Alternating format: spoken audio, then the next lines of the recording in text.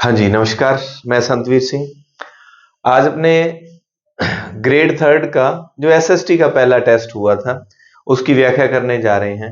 और ये टेस्ट 5 तारीख को अपन ने कंडक्ट करवाया था, और अब ये टेस्ट नेक्स्ट जो शेड्यूल है वो 12 को होगा।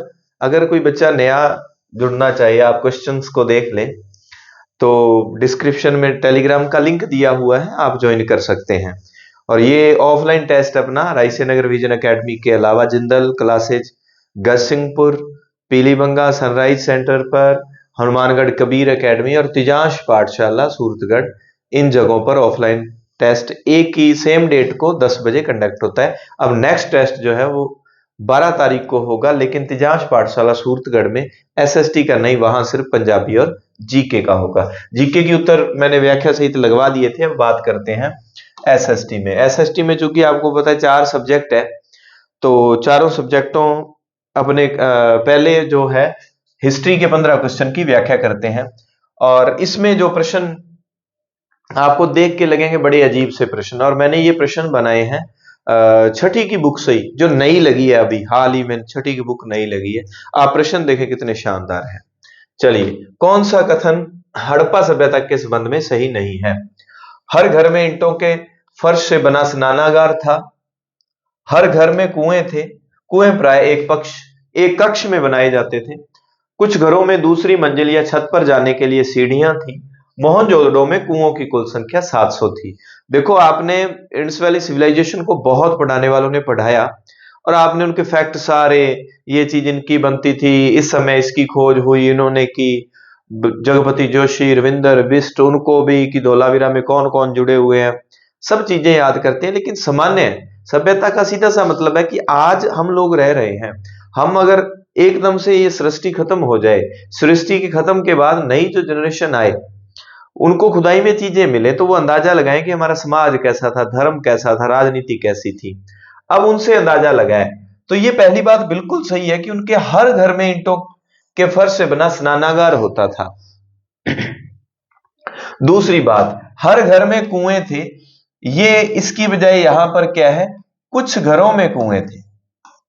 कुछ घरों में कुएं थे। कुएं प्राय एक कक्ष में बनाए जाते थे। ये कक्ष कौन सा होता था? उसमें देखो, बाहरी कक्ष में बनाते थे। बाहरी कक्ष में, जहां पर लोगों की आवाजाही हो, जहां पर लोगों का आना जाना हो, ऐसी जगह पर क्या है, कुएं बनाए जाते थे, ताकि बाहर से कोई राहगीर आए, भाई बाहर का कमरा है, लोग आसानी से बाहर वाले एंटर कर सके, तो वहां कुआं बनाया जाता था, ताकि कोई राहगीर जो आ रहा है, कोई मुसाफिर आ रहा है, उसको पानी वगैरह की सुविधा मिल सके। फिर बात आती है, कुछ घरों में दूसरी मंजिल या छत पर जाने के लिए सीढ़ियां थी, क्योंकि दूसरी मंजिल हर घर में नहीं होती थी। अब ये मंजिल वाली बात यहां क्यों आती है? क्योंकि ये शहरी सभ्यता है। इंडस वैली सिविलाइजेशन जो है एक नगरीय सभ्यता है, कांस्य युगीन सभ्यता है। कांस्य युगीन है, नगरीय है, शहरी है, गांव का कोई लेना देना नहीं है सीन। तो आप इसको जब भी पढ़ो, असल में आपके दिक्कत ये आती है, जब आप पढ़ते हो आप इमेजिन नहीं करते कि ये एक शहर की बात हो रही है। जब आप इमेजिन करो कि शहर की बात है, तो आप ताजुब नहीं करेंगे। पर हाँ, ताजुब की बात तब हो जाती है जबकि आज से 5000 साल पहले ऐसे लोग इतना शानदार तरीके से रहते थे। मोहनजोदड़ो में कुओं की कुल संख्या 700 बताई गई है। सारे फैक्ट जो है ये 12th क्लास का फैक्ट है। अभी मैं इन क्लासों को पढ़ाना शुरू करेंगे। इस आज से 3 दिन बाद 2 क्लासें एसएसटी में शुरू हो जाएंगी। एक बार 2 सब्जेक्ट रन करेंगे अपने, ज्योग्राफी और हिस्ट्री। मैं हिस्ट्री पढ़ाऊंगा, ज्योग्राफी वाले सुभान सर जो हैं वो ज्योग्राफी पढ़ाएंगे। उनके पास 10 साल का अनुभव है, अच्छे से मैटर तैयार करके। जैसे मैं हिस्ट्री पढ़ाऊंगा तो छठी की नई बुक और 12th, इनके सारे तथ्य, 12th में बहुत सारे तथ्य हैं, उसके मैंने जो शॉर्ट नोट्स इंडियन ये इंडस वैली सिविलाइजेशन के निकाल रखे हैं, दोनों के मिलाकर, वो आपको करवा दूंगा, आप वहां से कर लेना। जब करवाऊंगा तो इसके फ्री ऑफ कॉस्ट नोट्स आपको टेलीग्राम पर मिल जाया करेंगे। जितने बच्चे अगर जुड़ना चाहें आप जुड़ सकते हैं। टेस्ट देना चाहें तो इसकी कोई ज्यादा फीस नहीं रखी है, नामात्र के शुल्क पर। ऑफलाइन में हमारी टेस्ट सीरीज की फीस है 130 रुपए महीना। मैं मार्गदर्शन कर रहा हूं, और जो संस्थाएं हैं उनकी फोटोकॉपी वगैरह का और टाइपिस्ट के खर्चे का चार्ज निकल जाता है। बाकी आप देख लो 130 रुपए महीने में क्या आता है। एक पात्र पर प्यासे कोए की कहानी जो दर्शाता कहानी को दर्शाता चित्रण जिसमें वह पात्र के निचले हिस्से से जल पीने के लिए चतुर तरीका अपनाता है। हमने प्यासे कुएं की कहानी आज तक सुनी है कि वो कैसे वो पानी में कंकड़ डालता है और पानी ऊपर आ जाता है। हमें नहीं पता ये कहानी कहां से आई, लेकिन ये कहानी कक्षा 6 में दी हुई है। कक्षा 6 में बताया गया है कि ऐसा एक सीन वाली मूर्ति मिली है। कहां से मिली है? लोथल से मिली है। अभी तो मैं सामान्य सामान्य चीजें इनके बारे में बताऊंगा, पूरा एक्सप्लेनेशन आपको टॉपिक वाइज करवा दूंगा। पूरे टॉपिक ये 15-20 दिन का खेल होगा, हो जाएंगे आराम से आपके। क्योंकि साथ साथ में देखो हिस्ट्री, मैं जीके पे बहुत अच्छे से काम कर रहा हूं, तो जीके वाला काम जो है उसकी व्याख्या देना, जीके वाली क्लासेज आपको अच्छे से दी जाएंगी। तो जीके अगर किसी ने जीके तैयार करना है, जीके के लिए आप पूरी अच्छे से भरोसा कर सकते हैं। अपन ने बहुत ऐसा नहीं है, एसएसटी में भी अपन वर्क करेंगे अच्छे से। फिलहाल जीके पे चल रहा है तो एसएसटी को साथ में रन करेंगे। निम्न में से असंगत युग्म है। अब ये पहले बता देता हूं, क्लास 6 जो है उससे लिए गए तथ्य है, कोई भी बाहर नहीं है। आप अगर हिस्ट्री के भी होंगे तो आपने ऐसे तथ्य नहीं पढ़े होंगे, नए तथ्य हैं। 4 सेमी लंबी मिट्टी की सीटी मिली है, कर्णपुरा कह रहा है। 25 सेमी लंबा खेल बोर्ड धोलावीरा का, एक कांस्य का दर्पण दैमाबाद का कहा है, और कांस्य की छैनी धोलावीरा कहा गया है। अब इसमें असंगत कौन सा है? इसमें असंगत, पहली बात तो ये कर्णपुरा कहां है? हनुमानगढ़ में है, नौहर में, हनुमानगढ़ में है। ठीक है, यहां से मिट्टी की सीटी मिली है 4 सेमी, उसकी लंबाई बताई गई है। और खेल बोर्ड, जिसको हम साइन बोर्ड भी कह सकते हैं, कहां से मिला है? धोलावीरा में। अभी आपको पता है वहां से धोलावीरा से स्टेडियम के साक्ष्य मिले हैं। एकमात्र स्थल जो है 3 भागों में बटा हुआ है।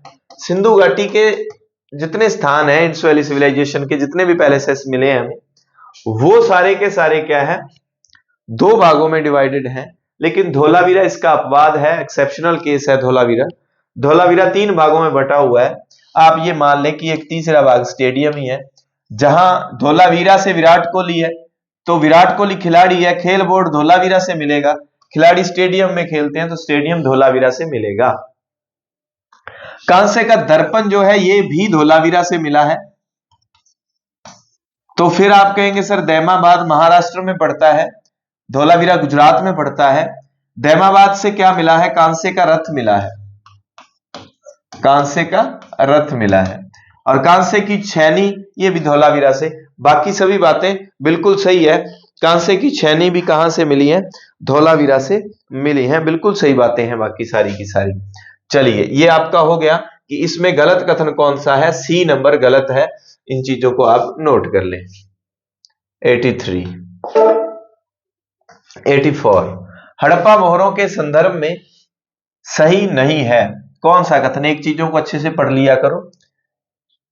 ये पेपर ऑफलाइन भी होता है, ऑनलाइन भी होता है। एसएस एजुकेशन ऐप का लिंक दिया गया है, वहां आप डिस्क्रिप्शन में आप देख सकते हैं। टेस्ट, पहला टेस्ट फ्री है जीके में, आप जाके चेक कर ले। उसकी व्याख्या जीके वाले की भी डाली हुई है।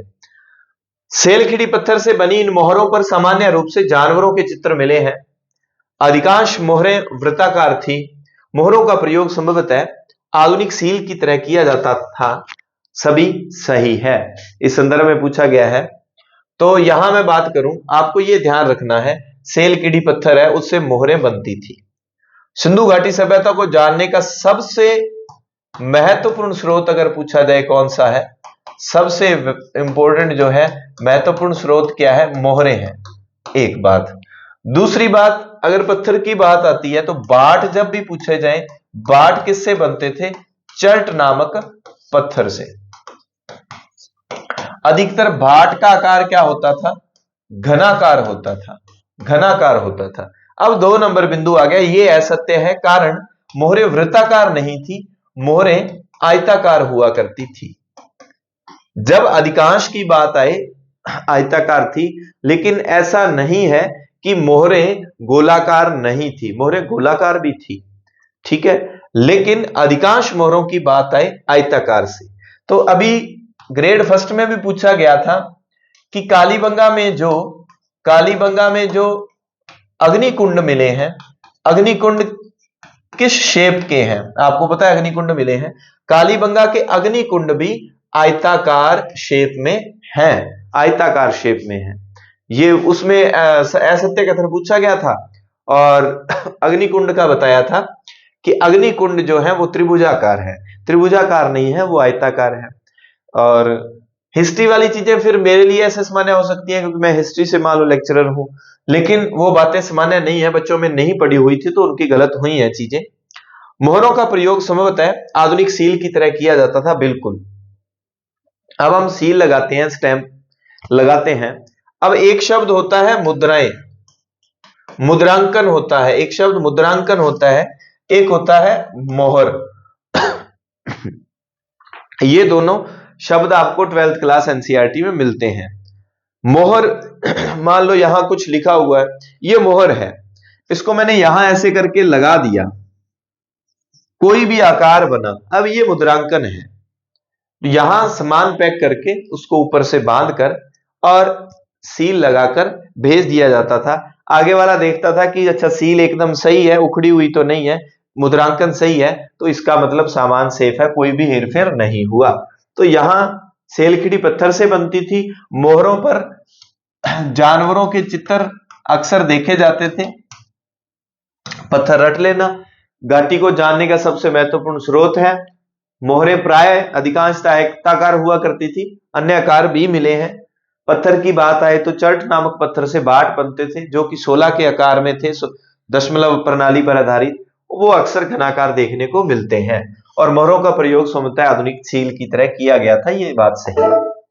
नेक्स्ट प्रश्न 85 नंबर, निम्न में से सही कथन है। मिट्टी से बने हल्का लघु प्रतिरूप बनावली से मिला है। आप जब भी सिंधु घाटी सभ्यता को पढ़ें तो वहां पर हमारे सामने जब हम शुरू में पढ़ते हैं तो उसके बाद एक सिस्टम आता है कृषि प्रौद्योगिकी, कृषि के बारे में।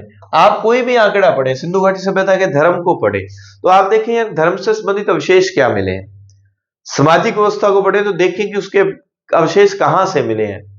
चाहे राजनीति की हो चाहे अर्थव्यवस्था की बात हो, जब अर्थव्यवस्था की बात आती है तो उसमें व्यापार की बात आती है या कृषि प्रौद्योगिकी की बात आए तब उसमें हम बात करते हैं सिंचाई के साधनों, कृषि से जुड़े हुए सिंचाई वगैरह कैसे करते थे, फसलें कौन सी बोई जाती थी, उनकी बात आ जाती है। तो फिर आपके दिमाग में आ जाना चाहिए कि इनकी लिपि तो पढ़ी नहीं गई, भाव चित्रात्मक है, ब्रूस्टोफेदन लिपि है, उल्टा इस हाथ से इधर की तरफ लिखी जाती थी, ठीक है, यानी कि दाएं से बाएं और लिखी जाती थी। इस साइड से लिखना शुरू करते थे, इस साइड खत्म, फिर यहीं से शुरू हो जाएगी, यहीं यहीं खत्म। तो ये भाव चित्रात्मक ब्रूस्टोफेदन लिपि है। उर्दू में तो ऐसे लाइनें चलती हैं लेकिन यहां खत्म हुई यहां शुरू हो जाती है। तो अब आप कैसे अंदाजा लगाएंगे कि लिपि पढ़ी नहीं गई तो कहां से पता चला कि ये ऐसी खेती करते थे, इनका कृषि का सिस्टम ऐसा था। एक तो सीधा सा है, हरियाणा में जगह पड़ती है बनावली, हरियाणा में जगह पड़ती है बनावली, बनावली से मिट्टी का हल मिला है, ठीक है, सही है। हड़प्पा वासियों के सर्वाधिक प्रिय आभूषण कार्नेलियन के मोती थे, वेरी इंपोर्टेंट लगा देना। कक्षा 6 की बुक में दिया गया कि उनके सबसे फेवरेट जो है आभूषण कौन से थे, कार्नेलियन जो पत्थर था उसके कार्नेलियन के मोती थे। हड़प्पा का हाथी दांत का कंघा ओमान के तट से मिला है और एक ओमान से वो काले रंग का हड़प्पाई मृदभांड भी मिला है। और मृदभा वो 12th क्लास की बुक में दिया गया है और ये कंगे वाली बात 6th क्लास की बुक में दी गई है। लोथल से 217 मीटर लंबा और 36 मीटर चौड़ा बंदरगाह मिला है, बिल्कुल सही बात है। अब बात आती है, आप मैं क्लासेस जितनी भी दूंगा उसमें आप निश्चिंत हो जाना, एनसीईआरटी के सारे तथ्य इंक्लूड कर दूंगा एक ही जगह पर, उसके व्यवस्थित नोट्स जो है एक्सप्लेन यहां कर दूंगा और नोट्स जो है वो आपको टेलीग्राम पर मिल जाएंगे। अब बात आती है कृषि की बात, तो सिंचाई में आपको याद आ जाना चाहिए कि अच्छा नहरें कहां थी, शोरतगुई मुंडी गाक में। कृषि से संबंधित और क्या क्या चीजें मिली हैं, कालीबंगा से मिला है जी, क्या दोहरे जुते खेत के साक्ष्य है, ध्यान रहे वो साक्ष्य है हड़प्पा काल के नहीं है, हड़प्पा से पूर्व के हैं, प्राक हड़प्पा काल के हैं। और क्या मिला है, और मिला है जी जलाशय वगैरह के विशेष मिले हैं, तो वगैरह वगैरह ये चीजें मिली हैं। कुल मिला के चारों ही कथन सही है, 1 2 3 4 ए नंबर पर ही दिया हुआ है, ये चारों बातें सही है। धोलावीरा कहां पड़ता है, अच्छे से रट लेना। खादिर बे द्वीप कहां पर, कच्छ में पड़ता है। लोथल खंबात की खाड़ी की लोकेशन में आएगा। 73 मीटर लंबा जलाशय मिला है, वेरी इंपॉर्टेंट है। धोलावीरा में पत्थरों चट्टानों को काटकर कम से कम 6 जलाशयों का निर्माण किया गया। 6 जलाशयों का जिक्र किया गया है कि धोलावीरा से मिले हैं पत्थर और चट्टान को काटकर। इन सामान्य बिंदुओं को अच्छे से रट लेना। सत्य असत्य कथन कारण में वो कोई भी हेर फेर कर सकता है एग्जामिनर। ए व बी दोनों ही सत्य है। ये भी कक्षा 6 के तथ्य हैं। फिर बात आती है हड़प्पा सभ्यता के अंत के बाद क्या हुआ। 12th क्लास में दी हुई है बातें, ठीक है। अंत के बाद क्या होता है, शायद 6th में भी होंगी। लेखन, मोहर, बांटों का प्रयोग बंद हो गया। जो दशमलव प्रणाली पर आधारित थे, एक सही पैमाने पर आधारित बांट थे, उनका प्रयोग बिल्कुल बंद हो गया। बिल्कुल सही बात है। दूर दूर से कच्चे माल का आयात काफी कम हो गया, यानी कि जो व्यापार अंतरराष्ट्रीय लेवल पर हो रहा था, दूर दूर से हो रहा था, वो व्यापार अब कौन सा हो गया, व्यापार बिल्कुल स्थानीय लेवल पे व्यापार होने लगा था। तो व्यापार में ये चेंजेस आया।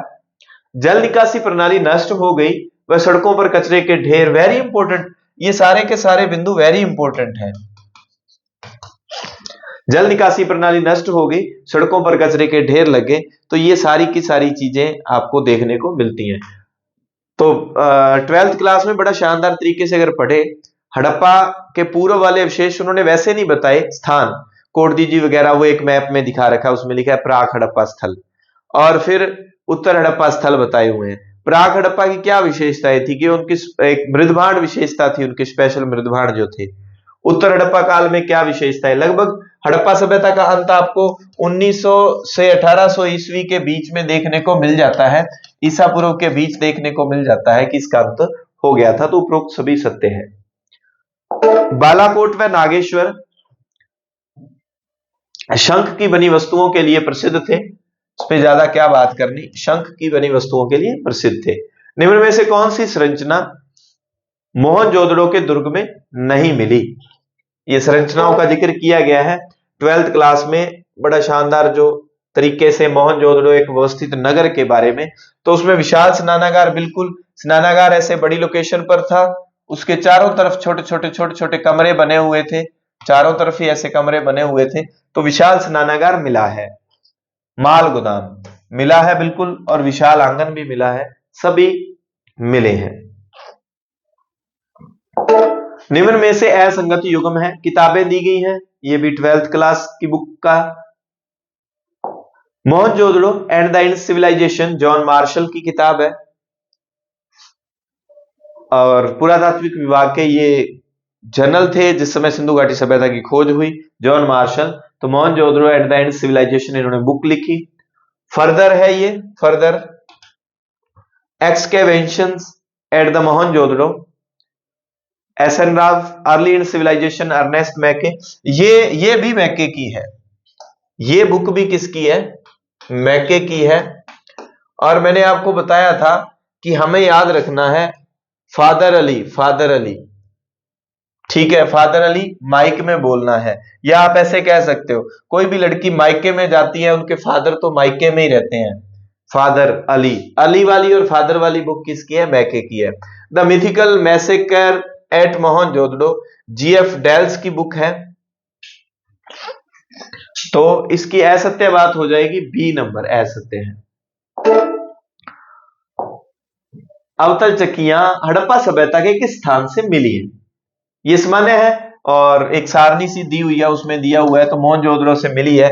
जहां पर आप देखेंगे कि 1944 में पुरातात्विक विभाग के गवर्नर कौन आए थे, नए आए थे जो ना, कौन आए थे, और शायद वो रीट में भी पूछा गया था एक बार कि 1946-47 के समय पुरातात्विक विभाग के गवर्नर कौन थे। मार्शल द्वारा सिंधु घाटी सभ्यता की खोज की, वेरी, देखो इस प्रश्न को मैं वेरी इंपॉर्टेंट मानूंगा, और आप लोगों ने जिन्होंने भी टेस्ट दिया तीनों चारों सेंटरों पर, ऑफलाइन या ऑनलाइन पेपर, जितने बच्चों ने दिया, और मुझे लगता है आधे से ज्यादा बच्चों ने गलत किया होगा, क्योंकि सिंधु घाटी सभ्यता की खोज आपका 21 दिमाग में आता है। 21 में क्या था, हड़प्पा की खोज हुई है, हड़प्पा नगर की खोज हुई है दयाराम साहनी द्वारा। 22 में राखलदास बनर्जी द्वारा मोहनजोदड़ो की खोज हुई है। इसको ऐसे ही याद रखो कि ये भी दुओ दो की तरह लिखते हैं और ये दुओ दो है। 1924 इसका ठीक उत्तर है, क्योंकि ये है खोज की घोषणा कब की। जॉन मार्शल, वो एक्सकेवेशन वाला, वो जो अभी बुक हमने पढ़ी थी, मार्शल पुरातत्व विभाग के इस समय गवर्नर थे। और मार्शल देखते हैं कि चलो ठीक है, 1921 में दयाराम साहनी ने हड़प्पा की खोज कर दी और 22 में खोज होगी। पहली खोज के बाद घोषणा नहीं की उन्होंने, दो स्थान एक साथ मिल गए जब बड़े बड़े, तो उन्होंने कहा कि अब ठीक है, क्लियर है कि यहां कोई बड़ी सिविलाइजेशन है। तो 1924 में मार्शल द्वारा घोषणा की जाएगी। और फिर एस.एन. राव जो है एक बात भी कहेंगे कि मार्शल ने भारत को जहां पाया उससे 2000 साल पीछे ले गए, ऐसा कुछ। क्योंकि सिंधु घाटी सभ्यता की खोज से पूर्व यह माना जाता था कि भारत का इतिहास जो है वो मौर्य काल से शुरू होता है। हड़प्पा सभ्यता के सबसे लंबे अभिलेख में कितने चिन्ह हैं? सबसे लंबे अभिलेख में कितने चिन्ह हैं? तो ये है 26। मिला कहां से? धौलावीरा से ही मिला है क्या? ये 10 वाला धौलावीरा से मिला है। अच्छा, ये क्या है? ये लिपि में चिन्ह थे। लिपि में चिन्ह कितने थे? 375 से लेकर 400। तो सबसे लंबे अभिलेख में कितने हैं? 26। निम्न में से सही नहीं है। पुरोहित राजा की मूर्ति मोहनजोदड़ो से मिली है। कालीबंगा लोथल से अग्निकुंड मिले हैं, बिल्कुल। हड़प्पाई मृदभांड लाल रंग के थे जिन पर सफेद रंग के चिन्ह नहीं, काले रंग के चित्र, सफेद पर काले रंग के चित्र थे। फ्योन्स याद होगा, फ्योन्सी, फ्योन्से, ये फ्योन्से है। फ्योन्स से मन के चूड़ियां व छोटे बर्तन बनते थे, बिल्कुल। ये विशेष पात्र होते थे, विशेष, स्पेशल होते थे। तो यहां पर ये सी नंबर असत्य हो जाएगा। किस स्थान से सैंधवकालीन नहरों के अवशेष मिले हैं भाई? नहरों के अवशेष अफगानिस्तान, 3 देशों में फैली हुई सिंधु घाटी सभ्यता, भारत, पाकिस्तान, अफगानिस्तान। और उसमें अफगानिस्तान के शोरतघई से नहरों के अवशेष हमें देखने को मिलते हैं।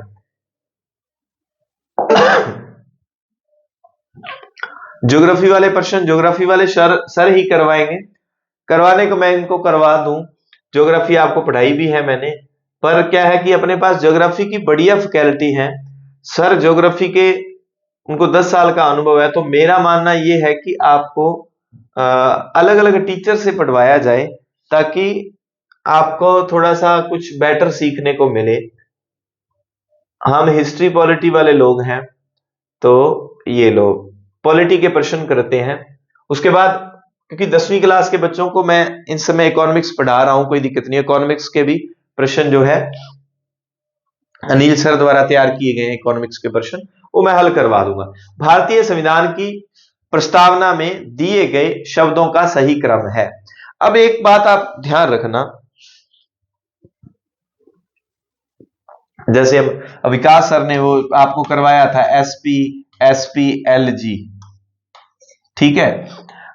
जब हम प्रस्तावना पढ़ते हैं तो उसमें शब्द आते हैं संपूर्ण, संपूर्ण प्रभुत्व संपन्न समाजवादी पंथ निरपेक्ष लोकतांत्रिक गणराज्य, ये ऐसा आता है, संपूर्ण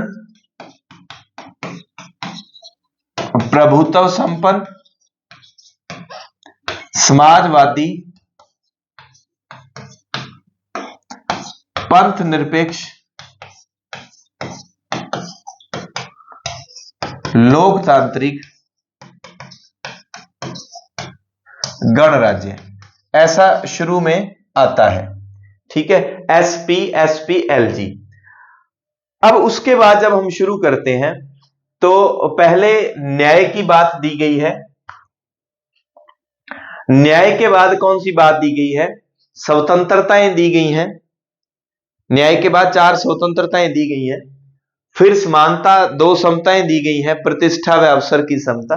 फिर बंधुत्व की लास्ट में बात दी गई है। ये शायद उत्तर कुंजी जब लगवाई तो उसमें कोई उत्तर और लगवा दिया था। उत्तर ये है इसका, न्याय, स्वतंत्रता, समानता, बंधुत्व। क्योंकि पहले न्याय, 3 तरह के न्याय की बात की गई है, सामाजिक, आर्थिक, राजनैतिक। SM, सामाजिक, आर्थिक, हाँ सामाजिक, आर्थिक, S, सामाजिक, आर्थिक और राजनीतिक। ठीक है, सामाजिक आर्थिक राजनीतिक न्याय की बात की गई है, फिर स्वतंत्रता की समता के। आप इसकी एक बार ना स्क्रीनशॉट लो, ये ट्रिक सही थे, क्योंकि वैसे आप भूल जाओगे चीजें। हाँ जी, तो इतना याद कर लें, क्योंकि इस तरह से ना आप क्रमानुसार चीजें याद कर लेंगे। इस टेस्ट में आपको ये सारी काफी सारी चीजें मिल जाएंगी कि इनका क्रम ये है, संपूर्ण प्रभुत्व समन। उसके बाद क्या है, न्याय की बात की गई है, तीन तरह के, सामाजिक, आर्थिक और राजनीतिक, तीन तरह के न्याय की बात कर ली। स्वतंत्रता,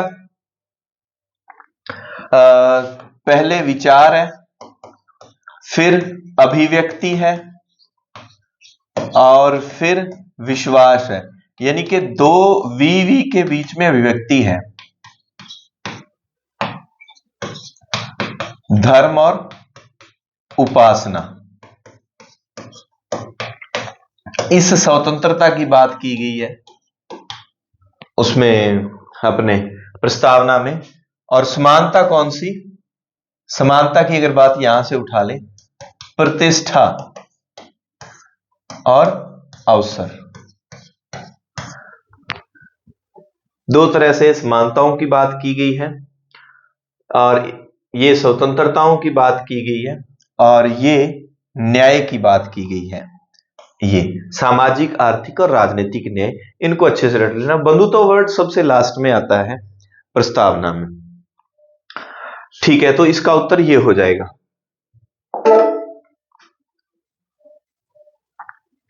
निम्न में से कौन सा युग्म संविधान की प्रस्तावना के संदर्भ में सही है? अब ये शब्द देखकर आपको लगेगा कि अखंडता, लोक कल्याण या भाषा बंधुत्व होंगे, पर हमारे संविधान में समाजवादी, अखंडता, बंधुत्व शब्द हैं। अब आप सबसे आसान प्रश्न जो जोड़े गए थे 42वें संविधान संशोधन द्वारा, 44 में कुछ चीजें हटने वाली हुई, तो कौन कौन से तीन शब्द थे जो प्रस्तावना में जुड़े, ये आप कमेंट करके बताएंगे। भारतीय संविधान की विशेषताओं के संबंध में कौन सा विकल्प सही नहीं है? संविधान की विशेषताएं दी होती है, संसदीय शासन प्रणाली और ये वाला पैटर्न जो कि दोनों ही उनसे लिए गए हैं, एकल नागरिकता और ये इंग्लैंड से, ये भी ठीक है, ये भी पढ़ते हैं, मताधिकार भी पढ़ते हैं। ये केंद्रीकृत नहीं है, ये क्या है, विकेंद्री, ठीक है, तो ये डी नंबर ऑप्शन नहीं है, द नंबर विशेषताओं में नहीं है।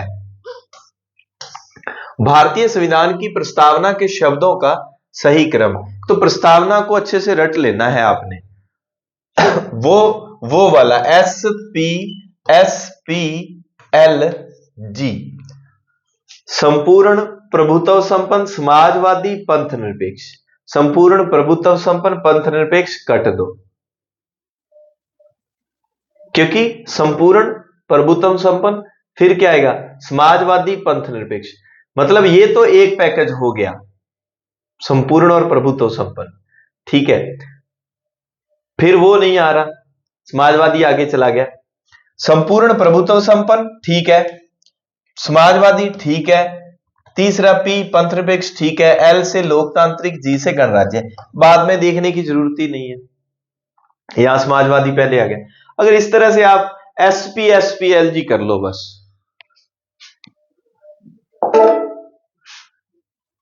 नेक्स्ट, भारतीय मूल भारतीय संविधान किसके द्वारा हस्तलिखित है?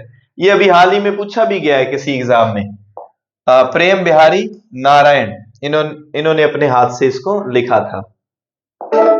116, प्रस्तावना संविधान का शाश्वत भाग है और यह अपरिवर्तनीय है, यह किस वाद में कहा गया? देखो, दो वाद आपको कंफ्यूज करते करते हैं। एक तो है गोलक, गोलक को गोलक लिखोगे आप, और एक है केशवानंद। पहले तो एक एक अक्षर इसमें पक्का लिख दो, मैंने उसको यूं याद किया था। वैसे तो चीजें, चलो आप गुड सब्जेक्ट के हैं, पॉल साइंस के, तो आपको सामान्य चीजें याद रह जाती हैं, जिनका विषय पोल साइंस नहीं है तो उनको इसमें भी कंफ्यूज होती है कि किस में उन्होंने ये गोलकनाथ वाले में ये कहा था। गोलक आपको पता है कहां होती है? धार्मिक स्थान में होती है, ठीक है, धार्मिक स्थान, मंदिर, मस्जिद, गुरुद्वारे, उसमें आप कोई भी हेर फेर नहीं कर सकते। गोलक में कर सकते हैं क्या? करते होंगे आज के समय, वो अलग बात है, लेकिन सामान्यतः हमारे मन में ये होता है कि भाई ये धार्मिक जगह की चीज है, इसमें हेर फेर नहीं करना, नहीं तो बाबा जी पाप लगा देंगे। तो गोलक में नहीं कर सकते। कैसे केशवानंद कैसे कर सकते हैं? कैसे केशवानंद कैसे कर सकते हैं? ये चीज एक तो पक्की रट लो। इसमें कहा था कि प्रस्तावना में संशोधन नहीं किया जा सकता, गोलकनाथवाद में कहा था, ठीक है, मूल संविधान से अलग ही मान दिया था। केशवानंद में क्या कहा था? प्रस्तावना संविधान का है, हिस्सा भाग है, उसमें संशोधन कर सकते हैं, परंतु मूल ढांचे के साथ, मूल ढांचे या मूल संरचना के साथ क्या है? छेड़छाड़ नहीं होनी चाहिए। मूल संरचना के साथ छेड़छाड़ नहीं होनी चाहिए, यह कहा था। तो यह भाग है, अपरिवर्तनीय है, परिवर्तन नहीं कर सकते। किसमें? गोलक में नहीं कर सकते, गोलक में नहीं परिवर्तन किया जा सकता। नेक्स्ट, हमारे संविधान की प्रस्तावना के लिए क्या सही नहीं है? प्रस्तावना के बारे में बातें दी हैं। यह एक कानूनी दस्तावेज है, यह अवसर की समानता प्रदान करता है। प्रतिष्ठा व अवसर दो तरह की है, प्रतिष्ठा व अवसर, ठीक है। यह विचार और अभिव्यक्ति की स्वतंत्रता प्रदान करता है, बिल्कुल। विचार अभिव्यक्ति के अलावा और कौन सी है? विश्वास की है, और कौन सी है? धर्म और उपासना की है, ठीक है। यह सामाजिक, आर्थिक और राजनीतिक न्याय प्रदान करता है। सामाजिक, आर्थिक, राजनीतिक, तीन तरह से न्याय प्रदान करता है। तो यह कानूनी नहीं है, संवैधानिक दस्तावेज है, संवैधानिक दस्तावेज है, ठीक है, ये सही नहीं है। प्रश्न संख्या 118, भारतीय संविधान की प्रस्तावना के संदर्भ में यह किसने कहा है कि यह उत्कृष्ट गद्य काव्य ही नहीं बल्कि परिपूर्णता की तस्वीर है? ये एक कोटेशन पूछी गई थी एग्जाम में, तो वो विकास सर ने इसमें डाल दी। निम्न में से त्रुटिपूर्ण युग्म का चुनाव कीजिए। संवैधानिक स्रोत पूछे गए हैं, कौन सा कहां से लिया हुआ है? आपको पता है एक ट्रिक चलती थी कि जो इंग्लैंड से लिए गए हैं वो ई विकास रा मंत्र, ई इकहरी नागरिकता, विधि का शासन, कानून निर्माण की प्रक्रिया, ई विकास, संसदीय शासन प्रणाली, रा मंत्र, मंत्र से मंत्रिमंडलीय वाला, ऐसे करके। और जो अमेरिका से लिए गए थे वो ऐसे शुरू होते थे, अन्याय की पुनः उपमा लो, अन्याय की पुनः उपमा लो, ये था। और जो अलग अलग देशों से लिए गए थे उसका आता था नी आ आज सद समाज को गफा करूं। ये सबने ही रट रखी है ट्रिक, और नहीं तो फिर कमेंट करके बता देना, मैं भेज दूंगा लिख के। तो फिर भी ये प्रश्न गलत हो सकता है। संसदीय शासन व्यवस्था, इकहरी नागरिकता, विधि का शासन, मंत्रिमंडलीय प्रणाली, द्विसदनीय व्यवस्था, सारी के सारी ब्रिटेन से ली गई है, बिल्कुल सही है। मूल अधिकार, स्वतंत्र न्यायपालिका, न्यायिक पुनरावलोकन, उपमा लो, उपराष्ट्रपति का पद, वित्तीय आपातकाल, ये संयुक्त राज्य अमेरिका से लिए गए। अब यहां बच्चों को कंफ्यूज हो सकता है, यहां असल में एक वर्ड ऐसा आ सकता था, वित्तीय आपातकाल का प्रभाव, ठीक है, अनुच्छेद 360 के तहत। जब अनुच्छेद 360 की बात आती है, वित्तीय आपातकाल की बात आती है और उसके प्रभाव की बात की, सारा सिस्टम जो है केंद्र के अधीन हो जाएगा सिस्टम, उसके प्रभाव की बात करते हैं तो वो तो लिया गया है संयुक्त राज्य अमेरिका से। पर जब हम सीधा पढ़ते हैं कि वित्तीय आपातकाल की अवधारणा कहां से ली गई है, आपातकाल तो जर्मनी से ली गई है। उसमें भी क्या, वित्तीय आपातकाल के दौरान मूल अधिकारों से संबंधित जो चेंजेस आते हैं, स्पेशली अनुच्छेद 358 और 359, अनुच्छेद 358 और अनुच्छेद 359। 58 में 19वें अनुच्छेद में जो बात की गई है उससे संबंधित बातें, और 359 में अनुच्छेद जो है 20 और 21 से संबंधित जीने का अधिकार वगैरह और वो बातें, उनको छोड़कर बाकी सारे मौलिक अधिकार जो हैं इसके दायरे में आ जाते हैं, आपातकाल के समय प्रभावित होते हैं। तो वित्तीय आपातकाल के दौरान मौलिक अधिकारों से संबंधित जो निलंबन की बात, परिवर्तन की बात आती है, वो जर्मनी से ली गई है। साधारणतः जब पूछा जाए वित्तीय आपातकाल, आपातकाल तो हम जर्मनी मानते हैं, लेकिन 360 अनुच्छेद के तहत वित्तीय आपातकाल के प्रभाव, ये काफी डीपली बात हो जाती है, ये ये अमेरिका से ली गई है। लेकिन इस दौर में पॉल साइंस में किसी भी सब्जेक्ट में कितना ही डीपली पूछ लेते हैं, किसी भी कंपटीशन एग्जाम में उनके लिए सामान्य है, लेकिन आगे ऐसा नहीं आएगा, ये उम्मीद कर रहे हैं।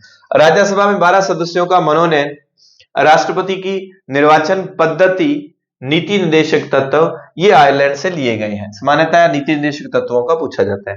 12 सदस्यों के मनोनयन की बात आए तो वो हम आयरलैंड की तरफ जाते हैं, लेकिन 12 जो राज्यसभा के सदस्यों के निर्वाचन की बात आती है वो हम कहां से देखते हैं? दक्षिण अफ्रीका से देखते हैं। संविधान में संशोधन की बात आए वो 358 था, 368 वाली, ये किससे? ये भी हम देखते हैं दक्षिण अफ्रीका से, यानी कि ये बात ऑस्ट्रेलिया से नहीं है। संविधान संशोधन की प्रक्रिया और राज्यसभा के सदस्यों का निर्वाचन ये दक्षिण अफ्रीका से लिया गया है। लेंथी प्रश्न था तो थोड़ा सा समय लग जाता है। चलिए, लोकतंत्र और संघवाद हमारे संविधान की अनिवार्य विशेषताएं हैं और इसकी संरचना का मूल ढांचा है। मूल ढांचे को छोड़कर बाकी में परिवर्तन कर सकते हैं। केशवानंद भारती बनाम केरल राज्य वाला वाद था, और गोरखनाथ वाला 67 में था, ये 73 में था, ये तो अभी हमने बात कर ही ली। ठीक है, भारतीय संविधान की उद्देशिका में स्वतंत्रता से संबंधित शब्दों का क्रम कैसा है? स्वतंत्रता कैसी कैसी? मैंने क्या कहा था? विचार, अभिव्यक्ति, विश्वास, धर्म और उपासना। विचार, अभिव्यक्ति, एक फिक्स कर लेना कि वी और वी दोनों के बीच में अभी है, वी और वी के बीच में अभी है, क्योंकि पहले विचार आते हैं आदमी के मन में, ठीक है, फिर वो अभिव्यक्त करता है विचारों को, है ना, फिर लोगों के पास में है कि वो विश्वास करें ना करें उस पर, तो किसी भी तरह से ये जोड़ सकते हो आप। तो 1 नंबर वाला सही क्रम है, पहले विचार पनपेंगे फिर वो अभिव्यक्त किए जाएंगे। भारतीय संविधान के विरुद्ध होने का कारण है, इसमें अनेक संविधानों के अनुभव समाविष्ट हैं, इसमें विस्तृत प्रशासकीय प्रावधान है, यह एक बड़े देश के शासन से संबंधित है, इसमें संघ तथा राज्य दोनों सरकारों का संविधान है, ये वाली बात सत्य हो जाएगी। भारत के संविधान के अधीन निम्न कथनों में से सही है। चलो देखते हैं। संविधान सर्वोच्च है, बिल्कुल सही है। संघ और सरकारों के बीच शक्तियों का स्पष्ट विभाजन है, बिल्कुल सही है। और मॉन्टेस्क्यू ने ये दी थी ना पोल साइंस में अवधारणा। संविधान के संशोधन के लिए विविध प्रक्रियाओं का अनुसरण करना होता है, हाँ ठीक है बात। संघ की संसद तथा राज्य विधानसभाएं संप्रभु है, संसद के अलावा ये लिख दिया तो इस वजह से गलत हो गया। मूल अधिकारों की परिधि को निर्धारित करने के लिए संविधान की उद्देशिका का अवलंब नहीं, इसका ओट आसरा, इसका सहारा नहीं लिया जा सकता, ये भी गलत हो गई। तो नीचे दिए गए में 1, 2, 3 जो है वो सही है। भारतीय संविधान अर्ध संघात्मक है, बिल्कुल, और न तो ये पूर्णतः संघात्मक है न एकात्मक है, तो दोनों बातें सही है और एक दूसरे की व्याख्या करती है। 124 का ए नंबर सही हो जाएगा। 125, इनमें से कौन सा भारतीय संघीय व्यवस्था में एकात्मक तत्व है? एकात्मक और संघात्मक की बात आती है, शक्तियों का विकेंद्रीकरण नहीं, केंद्रीकरण होता तो एकात्मक की बात आती। राज्यपालों की नियुक्ति, बिल्कुल, क्योंकि राज्यपाल क्या होता है? राज्य में केंद्र सरकार का व्यक्ति होता है, तो ये केंद्रीकरण एकात्मक वाला तत्व हो गया। राज्यसभा में असमान प्रतिनिधित्व, ये भी एकीकरण वाली, एकात्मकता वाली बात हो गई। असमान प्रतिनिधित्व। न्यायिक पुनरावलोकन, ये इसका कोई लेना देना नहीं। अखिल भारतीय सेवाएं, बिल्कुल, क्योंकि अखिल भारतीय सेवाओं के कर्मचारी राज्यों में तैनात होते हैं, वो होते तो राज्य में तैनात है, कर्मचारी किसके हैं? सेंट्रल गवर्नमेंट के, तो 2, 3 और 5, 2, 3 ये हो जाएंगे, है ना। हाँ 2, ठीक है, 2, 3, 5 हो गया।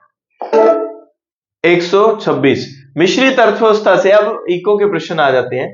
क्या अभिप्राय है? हालांकि ये उत्तर टेस्ट में साथ में ही लगा आ गया था, सरकारी व निजी क्षेत्र का सह अस्तित्व, कि दोनों को मिलाकर, सरकारी और निजी दोनों को मिलाकर जो होती है वो मिश्रित अर्थव्यवस्था होती है।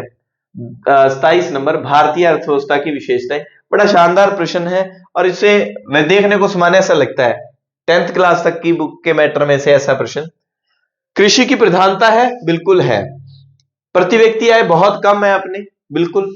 वृद्ध बेरोजगारी बड़े पैमाने पर है, जब हम बेरोजगारी की बातें आगे पढ़ेंगे टॉपिक में, परछन अल्प वो वाली बातें।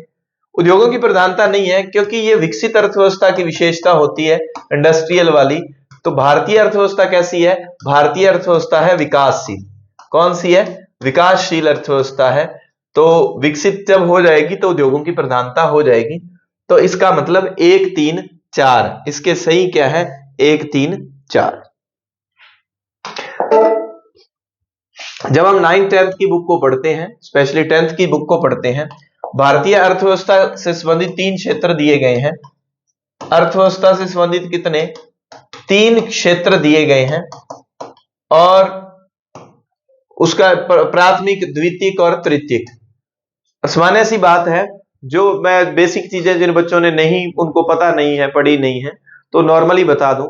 जो खेतीबाड़ी से जुड़ी हुई चीजें प्राकृतिक रूप से हम कह सकते हैं, क्योंकि खेती सिर्फ कृत्रिम पर ही नहीं, प्रकृति वर्षा पर भी निर्भर करती है। तो डायरेक्ट जिनका उत्पादन होता है खेत खलिहान से जुड़ी हुई चीजें, कृषि वाले, खेती बाड़ी से, कृषि पशुपालन, ये क्योंकि कृषि और पशुपालन एक ही चीज है, अब लोगों ने अलग अलग कर दिया। फिर खेतीबाड़ी से जैसे हम यहां मान लें सरसों है, कपास है, ये चीजें आई। सरसों आ गई, उसके बाद द्वितीयक सेक्टर में, द्वितीयक वाला ये प्राथमिक है, ठीक है। सरसों आई, क्योंकि बिल्कुल ही इनका बेसिक नहीं है, उनको बताना जरूरी है। सरसों आई किसी कारखाने में, द्वितीयक क्षेत्र में आई सरसों, ठीक है। द्वितीयक क्षेत्र कौन सा है? औद्योगिक। द्वितीयक क्षेत्र को क्या कहते हैं? औद्योगिक क्षेत्र भी कहा जाता है। तृतीयक क्षेत्र को सेवा क्षेत्र भी कहा जाता है, इस बात का ध्यान रखना है। तृतीयक क्षेत्र को क्या कहा जाता है? सेवा क्षेत्र। क्या कहा जाता है? सेवा क्षेत्र। इसको क्या कहा जाता है? औद्योगिक क्षेत्र, इंडस्ट्रियल वाला। क्योंकि सरसों जब आएगी उद्योगों में, फैक्ट्री में आएगी, तो उससे खल वगैरह, तेल वगैरह निकाला जाएगा, तो वो कौन सा सेक्टर हो जाएगा? औद्योगिक सेक्टर। तृतीयक सेक्टर को सेवा क्षेत्र कहा जाता है। अब जो सरसों से बन गई, ऑयल बन गया, तेल बन गई, खल बन गई, अब इनकी पैकिंग करके तृतीयक क्षेत्र के माध्यम से, यानी कि बस, कार, गाड़ी, इनके माध्यम से क्या है? सप्लाई करेंगे, तो ये सेवा क्षेत्र हो गया। अब ऑर्डर भी तो लेना है, फोन के माध्यम से, टेलीफोन के माध्यम से, टीवी के माध्यम से पत्राचार की, ये ऑयल वगैरह बहुत अच्छा है। और क्या करेंगे? और क्या करेंगे? और ये करेंगे, फोन, टीवी ऐड हो गया, बस, कार, गाड़ी हो गया। बैंक की सप्लाई देने के लिए, कुछ करने के लिए बैंक से लोन ले सकते हैं आप, बैंकिंग सेक्टर। ये सारे के सारे सेक्टर जो सुविधा देते हैं, ये तृतीयक सेक्टर के। तो तीनों को मिलाकर भारतीय अर्थव्यवस्था बनती है। उसके 3 क्षेत्र मुख्य हो गए। चतुर्थ में बौद्धिक वाली चीजें आ जाती है, जैसे ज्ञान वगैरह और वो वाली। तो मुख्यतः ये चीजें हो गई जिनका डायरेक्ट योगदान है अर्थव्यवस्था में। प्राथमिक, द्वितीयक और तृतीयक। प्राथमिक में कृषि से संबंधित, पशुपालन से संबंधित, द्वितीयक में इंडस्ट्रियल वाला है, और तृतीयक में क्या है? सर्विस वाला है, सेवा क्षेत्र वाला है, बस, कार, गाड़ी, फोन, टीवी, बैंक। बैंकिंग व बीमा किस में आ जाएंगे? ये आ जाएंगे तृतीयक क्षेत्र में, यानी कि सेवा क्षेत्र में। ज्ञान किसके अंतर्गत आता है? ये चतुर्थ क्षेत्र के अंतर्गत है, हमने अभी इसको पढ़ा है। भारत के सकल समृद्ध में जो है सेवा क्षेत्र का अंश कितना है? 55.3% है। ये आपको शुद्ध, सकल, घरेलू, सकल संवर्धन वाला, और ये सारे के सारे जीडीपी वगैरह और सारी चीजें, जब अर्थव्यवस्था की कोई क्लास अनिल सर को कहेंगे या वो करवा देंगे, वो लिंक शेयर कर दूंगा मैं आपसे, या उर्मिला मैडम, कोई भी करवाएगा। पहली बात चांसेज किसके हैं, अनिल सर, जांगड़ी सर जो है करवाएंगे। असंगठित क्षेत्र की विशेषताएं हैं। असंगठित, देखो ये 10th क्लास का हिस्सा है, एक संगठित क्षेत्र और एक असंगठित, ठीक है। और संगठित में क्या आता है, इसमें सरकारी वाला जितना है ना आप मान सकते हो, सरकारी कर्मचारी, इसमें गैर सरकारी आप मान सकते हो, ठीक है। इसमें पूरी नियमावली होती है, फिक्स वेतन होता है, वेतन फिक्स होता है संगठित क्षेत्र में, छुट्टियां फिक्स होती हैं, काम के घंटे फिक्स होते हैं, ये सारी की सारी चीजें, पेंशन वगैरह जो भी जितनी चीजें हैं वो सारी फिक्स होती हैं। ये डायरेक्ट इसके अपोजिट है, इसमें वो सारी चीजें फिक्स नहीं होती। तो ये पूछा गया है असंगठित क्षेत्र की विशेषता है कम वेतन, यहां वेतन खूब होता है, वेतन फिक्स है और ज्यादा वेतन होता है। यहां इसके अपोजिट है, कम वेतन है, नियम नहीं, कोई नियम नहीं है, चौधर चलती है, छुट्टियों के पैसे काटे जाते हैं, घंटे फिक्स नहीं है काम के। तो कम वेतन है बिल्कुल, बीमा सुविधा नहीं है, बीमा सुविधा इनके पास होगी सरकारी कर्मचारियों के, अवकाश का अनिश्चित प्रावधान बिल्कुल, सामाजिक सुरक्षा नहीं, यहां पर तो सुरक्षित है बंदा एकदम गवर्नमेंट कर्मचारी, तो बीमा सुविधा नहीं है। ये 1 2 4, ये आ गया 1 2 4, बहुत शानदार तरीके से पेपर को डिजाइन किया गया, बातें सामान्य है, लेकिन जब वो प्रोस के दे देगा एग्जामिनर तब दिक्कत हो जाएगी। समय मिला तो इसको पढ़ाएंगे आपको। एक वस्तु का अधिकांशतः प्राकृतिक प्रक्रिया से उत्पादन किस क्षेत्र की गतिविधि है। संगठित और असंगठित को अच्छे से पढ़ लेना। संगठित याद करते ही आपके अगर कोई आसपास गवर्नमेंट कर्मचारी, बस उसको इमेजिनेशन कर लेना, तनख्वाह भी अच्छी होती है, सामाजिक सुरक्षा की भावना भी होती है, छुट्टियां फिक्स हैं और काम के घंटे फिक्स हैं, उसकी एक नियमावली होती है और उसमें फिक्स है कि कोई अपने ज्वाइनिंग लेटर वगैरह वो सारी चीजें होती हैं। एक वस्तु का अधिकांश प्राकृतिक प्रक्रिया से, नेचुरल तरीके से उत्पादन किस क्षेत्र की गतिविधि है, वो पहला ही पहला क्षेत्र है, क्योंकि मैंने कहा था कृषि जो है सिर्फ कृत्रिम चीजों से ही हम सिंचाई वगैरह करके नहीं, क्योंकि अपने कितना ही कुछ कर लें लेकिन सांवरिये का इंतजार रहता है कि सांवरिया बरसेगा तो फिर ही पार पड़ेगी, बारिश का इंतजार करते रहते हैं। पूंजीवादी अर्थव्यवस्था की विशेषता नहीं है, पूंजीवादी अर्थव्यवस्था मान सकते हैं आप बड़ी, जैसे अमेरिका वगैरह। निजी संपत्ति का अधिकार बिल्कुल, आर्थिक स्वतंत्रता बिल्कुल, सरकार का कोई हस्तक्षेप, कम हस्तक्षेप होता है बिल्कुल, प्रतियोगिता की कमी ये नहीं होता, कंपटीशन पूरा होता है पूंजीवादी अर्थव्यवस्था में। कौन सा कार्य संगठित क्षेत्र से संबंधित नहीं है, अभी हमने असंगठित को पढ़ा था, संगठित अब मेरे को ही ले लो, मान लो ना गवर्नमेंट, कार्य की निश्चित समय अवधि बिल्कुल सही बात है, अवकाश काल में भुगतान बिल्कुल होता है, सेवा अनुदान बिल्कुल होता है, नियमों व विनियमों की पालना ये नहीं, नियमों की पालना है, पूरे नियमों के तहत है, तो 4 नंबर। अब आसान हो गया ना चीजों को करना, इनमें से ही प्रश्न मिलेंगे आपको।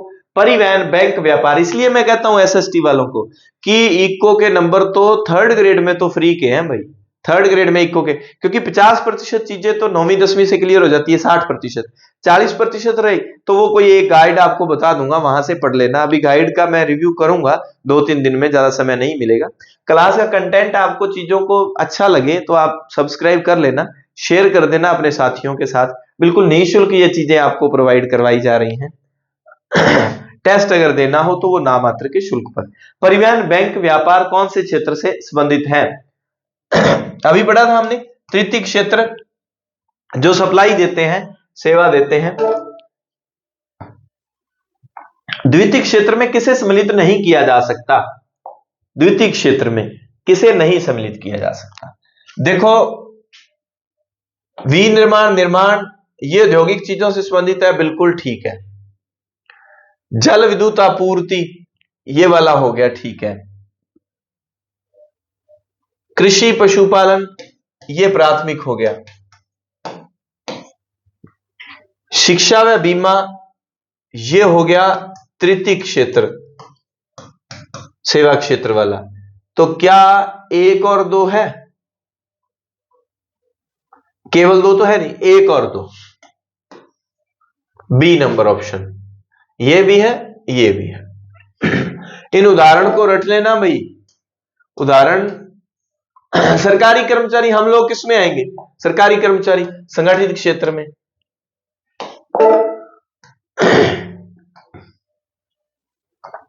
हाँ, कुक्कुट पालन का संबंध। कुक्कुट पालन है क्या भाई? कुक्कुट पालन, मुर्गी पालन तो पशुपालन वाला किस में आएगा? प्राथमिक क्षेत्र में आएगा। अभी तो चीजें मुझे लगता है कि बताने की जरूरत ही नहीं है, समझ आ गई सारी। डाकघर किस क्षेत्र के संबंधित आता है? डाकघर सेवा देता है, ठीक है, सार्वजनिक क्षेत्र के अंतर्गत आता है। एस्मेलित का चयन कीजिए, एस्मेलित का चयन कीजिए। चलिए जल्दी जल्दी ये उत्तर आप लगाएं तो हम मान जाएंगे कि भैया आपका उत्तर देखो सीधा ही पड़ा है, सीधा ही ऑप्शन पड़ा है। आप बताएं जल्दी जल्दी, बस 5-7 प्रश्न रहे हैं। हाँ जी, बस 5 मिनट की और क्लास रहेगी हमारी, ठीक है भाई। तो ये सीधा ही पड़ा है, 4 नंबर वाला प्राथमिक क्षेत्र में नहीं है। खनन किस में है? खनन द्वितीयक क्षेत्र में है, ठीक है।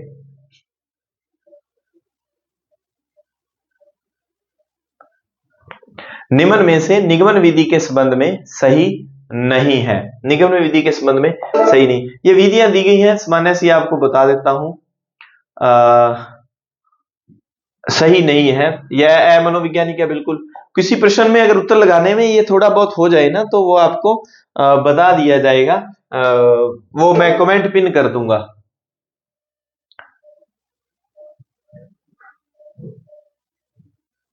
इसमें आ जाएगा निगमन विधि में समस्त कार्य बालक स्वयं नहीं करते, समस्त कार्य क्या करते हैं? शिक्षक करते हैं, शिक्षक करते हैं भाई, समस्त कार्य शिक्षक करते हैं, क्योंकि ये अमनोविज्ञानिक विधि है, बाल केंद्रित है ही नहीं। और उसमें क्या है, उसमें बी नंबर ऑप्शन भी हो सकता है ऊपर वाले में कि बढ़ई वाला द्वितीयक वाले में ना है। निम्न में से कौन सा निरीक्षित अध्ययन, चेक करना पड़ेगा, उसमें मुझे डाउट है। निरीक्षित अध्ययन प्रविधि का भाग नहीं है, क्योंकि उस पर ऑब्जेक्शन आया था। निरीक्षित अध्ययन प्रविधि का भाग नहीं है, उसको मैं चेक करना भूल गया। ये संबंधों की स्थापना, ये निगमन विधि में करते हैं शिक्षक, नियमों से संबंधों की स्थापना की जाती है निगमन विधि में। विधियां मैंने रीट में बहुत अच्छे से बैठाई थी, विधियां वहीं रहती है। प्रयास करूंगा अगर आपके पास समय हो तो वो हर विषय की मैंने विधियां करवाई हैं। साइको मैंने पूरी ट्रिक ली। अब 12 तारीख को जो टेस्ट है, व्यक्तित्व टॉपिक है, आप व्यक्तित्व वाली मेरी ऑब्जेक्टिव माध्यम से साइको याद करवाई है, और साइको का कंसेप्ट क्लियर होगा आपको, साइको नहीं भूलोगे, ये गारंटी है। पर जो प्रश्न भी आपको डायरेक्ट मिलेंगे, साइको के जितने भी जीके में प्रश्न बनाता हूं, आपको पता है कहां से प्रश्न आ रहे हैं? एनसीईआरटी से आ रहे हैं। 11th 12th की एनसीईआरटी की बुक्स से जीके में आपको साइको के मिलेंगे। एसएसटी में जितने प्रश्न हैं, सिर्फ इसको पॉल साइंस को छोड़कर, क्योंकि पॉल साइंस का ज्यादा मटेरियल नहीं है, तो एक 11th क्लास की बुक में इंडियन पॉलिटी की कुछ चीजें हैं, तो बाकी सारे सब्जेक्ट में जितने तथ्य मिलेंगे आपको एनसीईआरटी के मिलेंगे। परंपरागत शिक्षण विधि है भाई, परंपरागत शिक्षण विधि कौन सी है? व्याख्यान विधि, ठीक है। निम्न में से समाजीकृत व्यक्ति का रूप नहीं है।